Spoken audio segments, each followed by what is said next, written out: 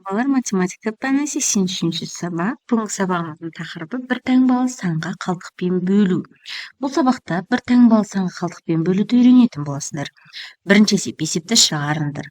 Шебер 18 моншақты әр қорапқа 6-дан салды. Қанша қорап қажет болды? 18-ді 6-ға бөлсек 3, яғни 3 қорап қажет болды. Ән нұсқасы: шебер 18 моншақты әр қорапқа 4-тен салды. Қанша қорап қажет болды? Және қанша моншақ қалды? 18-ді 4-ке бөлеміз.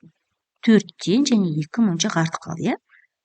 Тексеріп көрейік. 4-ке 4-ті көбейтсек 16, оған 2-ні қоссақ 18 моншақ. Жазамыз. Берілген жазайық. Моншақ 18, әр қорапқа 6-дан қажет болды неше қорап? 18-ді 6-ға бөлсек 3, жауабы 3 қорап қажет болды. Ән нұсқасы: моншақ 18, әр қорапқа 4-тен қажет болды неше қорап? Қалды неше қорап, иә? 18-ді 4-ке бөлсек 4 және 2 қалды. 4-ті 4-ке көбейтсек 16, оған 2-ні қоссақ 18 моншақ. 4 қорап қажет болды, 2 моншақ артық қалды. Суретін салып есептерді шығар. Ағайынды 2 балаға 10 жаңғақты теңдей бөліп беру керек. Олардың әрқайсысына қанша жаңғақтан тиеді, қанша жаңғақ қалады? Бала бізде 2, жаңғақ 10, әрқайсысына нешеден бөліп береміз. 10-ды 2-ке бөлсек 5 жаңғақ, 2 бала 5 жаңғақтан әрқайсысы 5 жаңғақтан алды, 2 бала. Ән нұсқасы: ағайынды 3 балаға 10 жаңғақты теңдей бөліп беру керек. Олардың әрқайсысына неше жаңғақтан тиеді, қанша жаңғақ қалады? Бала 3, жаңғақ 10, әрқайсысына неше жаңғақтан тиеді? 10-ды 3-ке бөлсек 3, 1 жаңғақ артық қалды. 3-ті 3-ке көбейтсек 9, оған 1-ді қоссақ 10 жаңғақ. Яғни әрқайсысына 3 жаңғақтан тиеді. 1 жаңғақ артық қалады екен. Б нұсқасына қараймыз. Ағайынды 4 балаға 10 жаңғақты теңдей бөліп беру қажет. Олардың әрқайсысына неше жаңғақтан тиеді, қанша жаңғақ қалады? Бізде бала 4, жаңғақ 10, әр балаға неше жаңғақтан тиеді? 10-ды 4-ке бөлсек 2 және 2 қалады. 2-ні 4-ке көбейтсек 8, оған 2-ні қоссақ артық қалған. 2 жаңғақты қоссақ 10 жаңғақ. Яғни әрқайсысы 2 жаңғақтан алады және 2 жаңғақ артық қалады. Кестені дәптеріңе сызып, оны толтыр дейді. Шаша ойыншықтары әр қорапқа 6-дан салынды. Қанша қорап қажет болатыны және қанша ойыншық қалатынын анықта. 13, 15, 19, 22, 23 ойыншықтар саны.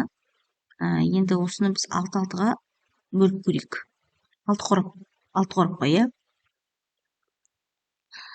6-6-дан салынған екен. Қазір көрейік. 13-ті 6-ға бөлсек 2, 1 қалдық. 2-ні 6-ға көбейтсек 12, оған 1 қалдықты қоссақ 13. 15-ті 6-ға бөлеміз. 2, 3 қалдық. 2-ке 6-ны көбейтсек 12, оған 3-ті қоссақ 15. 19-ді 6-ға бөлеміз. 3, 1 қалдық. 3-ті 6-ға көбейтсек 18, 22-ні 6-ға бөлеміз. 3, 4 қалдық. 3-ке 6-ны көбейтсек 18, оған 4 қоссақ 22. 23-ті бөлеміз 6-ға. 3, 5 қалдық. 3-ті 6-ға көбейтсек 18, оған 5-ті қоссақ 23 болады екен, балалар. Есепті әртүрлі тәсілмен шығар.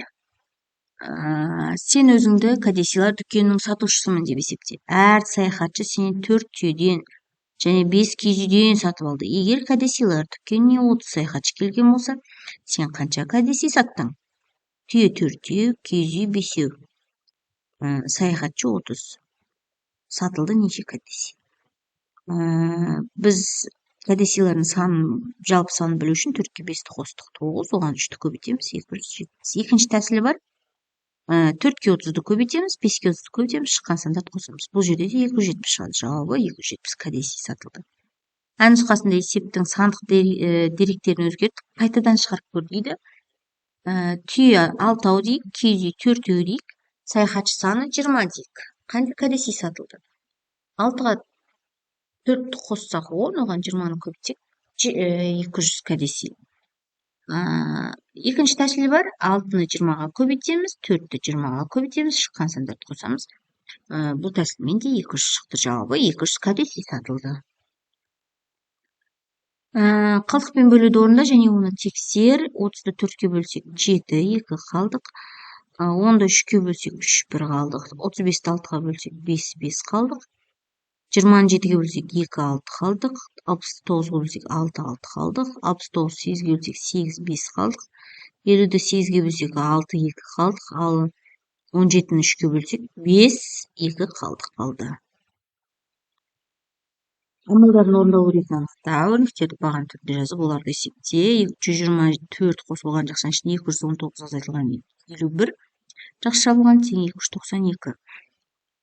906 азайтылған жақшаның ішінде 156 қосылған 187 азайтылған 97 жақсы жабылған тең 660.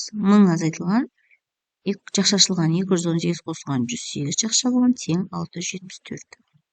927 азайтылған жақсы ашылған 200 қосылған 120 жақсы жабылған бөлінген 4 тең 847. 67 қосылған жақсы ашылған 9 көбейтілген 4 жақсы жабылған бөлінген 3 тең 79.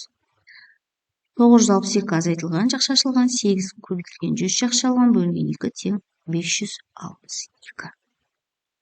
Ал балалар, осымен сабағымыз аяқталды. Алдағы сабақтарымызды жіберіп алмас үшін арнамызға тіркеліп лайк басуды ұмытпаңдар.